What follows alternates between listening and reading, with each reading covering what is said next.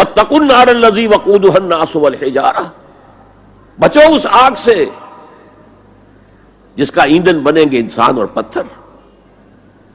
یا ایھا الذین آمنوا قوا انفسکم واہلیکم نارا، اہل ایمان بچاؤ اپنے آپ کو اور اپنے اہل و عیال کو آگ سے۔ تو دنیا کا تقوی اور آخرت کا تقوی، یہ ہے تقوی کے لفظی معنی۔ بلکہ اس میں اضافہ کروں کچھ۔ ایک دفعہ حضرت عمر فاروق رضی اللہ تعالی عنہ یہ مجلس شورا میں یہ بحث چل نکلی، تقوی کسے کہتے ہیں، ہاؤ ٹو ڈیفائن تقوی۔ سب حضرات نے اپنی اپنی رائے دی۔ حضرت ابی ابن کعب رضی اللہ تعالی عنہ ایک انصاری صحابی ہیں جن کے بارے میں حضور نے فرمایا ہے کہ اقرأہم ابی ابن کعب، میرے صحابہ میں قرآن کا سب سے بڑا جاننے والا ابی ابن کعب ہے۔ وہ خاموش بیٹھے ہوئے سن رہے تھے باتیں۔ حضرت عمر نے خاص طور پر کہا، ابی آپ نے کچھ نکاح فرمائے؟ اب انہوں نے کہا کہ امیر المومنین دیکھیے، اگر کبھی آپ کو کسی ایسے جنگل میں سے گزرنا پڑے جس میں کوئی پگڈنڈی نہیں ہے، بڑی اونچی اونچی گھاس ہے اور قدم قدم پر خاردار جو ہیں جھاڑیاں ہیں، تو آپ کیسے گزریں گے؟ جسے میں بار بار کہہ رہا ہوں، پھونک پھونک کر قدم رکھنا۔ دیکھ لو کہیں اس گھاس کے اندر یہاں کوئی سانپ جو ہے وہ کنڈلی مارے بیٹھا ہو، تمہارا پاؤں سانپ پر جا پڑے، یا کسی اور موذی جانور کے بل میں پاؤں جا پڑے، یا کہیں تمہارے کپڑے جو ہے وہ کسی جھاڑی کے کانٹوں میں الجھ جائیں، بچ بچ کر نکلنا، یہ تقویٰ ہے۔ یہ زندگی ایک سفر ہے، ہماری منزل آخرت ہے۔ جیسے حضور نے فرمایا، انما الدنیا خلقت لکم وانتم خلقتم للآخرہ، یہ دنیا تمہارے لیے بنائی گئی ہے، تمہارے لیے برتنے کا سامان ہے، لیکن تمہیں آخرت کے لیے بنایا گیا ہے، یہ تمہارا گھر نہیں ہے۔ تو یہ ہے تقویٰ۔ اور تقویٰ کی تعلیم قرآن مجید میں اتنی شد و مد کے ساتھ آئی ہے، اتنی شد و مد کے ساتھ آئی ہے، ایک ایک آیت میں دو دو مرتبہ۔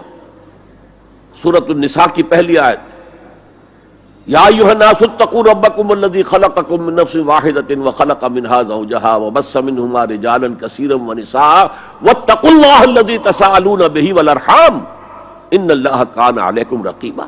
ایک آیت میں دو مرتبہ تقویٰ کا حکم۔ اے لوگو، اے بنی آدم، اپنے اس رب کا تقویٰ اختیار کرو جس نے تمہیں ایک جان سے بنایا، اسی سے اس کا جوڑا بنایا اور ان سے کثیر تعداد میں مردوں اور عورتوں کو زمین میں پھیلا دیا۔ یہ 600-650 کروڑ جو انسان آج دنیا میں ہے، یہ سب کون ہے؟ آدم اور حوا کی نسل سے ہیں۔ پھر اسی آیت میں دوبارہ واتقوا اللہ الذی تساءلون بہ والارحام، تقویٰ اختیار کرو اس اللہ کا جس کا ایک دوسرے کو واسطہ دیتے ہو۔ کوئی سائل مانگتا ہے تو اللہ کے نام پر مانگتا ہے۔ تم بھی جا کر اپنے کسی عزیز سے یا دوست سے کہتے ہو کسی کام کے لیے، بھائی یہ کام بہت ضروری ہے، اللہ کے لیے جلد از جلد اس کام کو کر دو، واسطہ اللہ کا۔ یا جیسے کہ سورہ حشر میں ایک آیت میں دو دفعہ،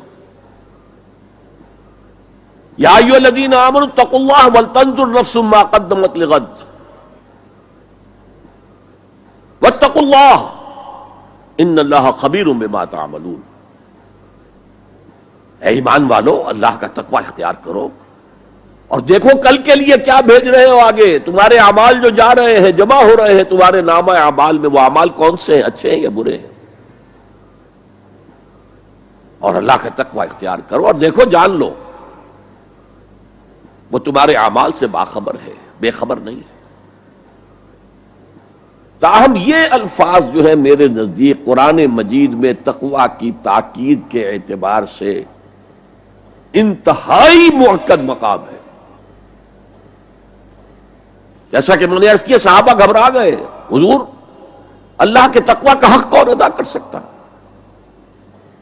پھر جب سورہ تغابن کی آیت نازل ہوئی تو ان کے جان میں جان آئی۔ وہاں فرمایا گیا فاتقوا اللہ ما استطعتم، اللہ کا تقوی اختیار کرو جتنا بھی تمہارے حد استطاعت میں ہے، امکانی حد تک اللہ کا تقوی اختیار کرو۔ پھر جان میں جان آئی۔ آدمی اپنے مقدور بھر اپنی ہمت کے مطابق تو کام کر سکتا ہے، لیکن اللہ کا حق ادا کرنا یہ کیسے ممکن ہے؟ اچھا، ابھی یہ آیت مکمل نہیں ہوئی، دوسرا حصہ اس سے بھی زیادہ تاکیدی ہے، وَلَا تَمُوتُنَّ إِلَّا وَأَنْتُمْ مُسْلِمُونَ، اور دیکھنا موت نہ آنے پائے مگر فرمانبرداری کی حالت میں۔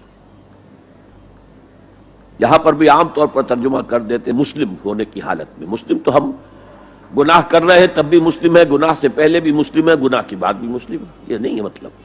فرمانبرداری مسلم کی اصل معنی کیا ہے؟ موت نافرمانی کی حالت میں کہیں نہ آ جائے تمہیں، وہ کوئی ضمانت تمہارے پاس نہیں ہے کہ تم کسی گناہ کا ارتکاب کر بھی چکو گے، پھر تمہیں توبہ کا وقت بھی مل جائے گا، پھر موت آئے گی، اس سے پہلے موت نہیں آ سکتی۔ يا رب فاجمعني بكل الصحب والأحباب واكتب لنا أن ندخل الجنات بالريان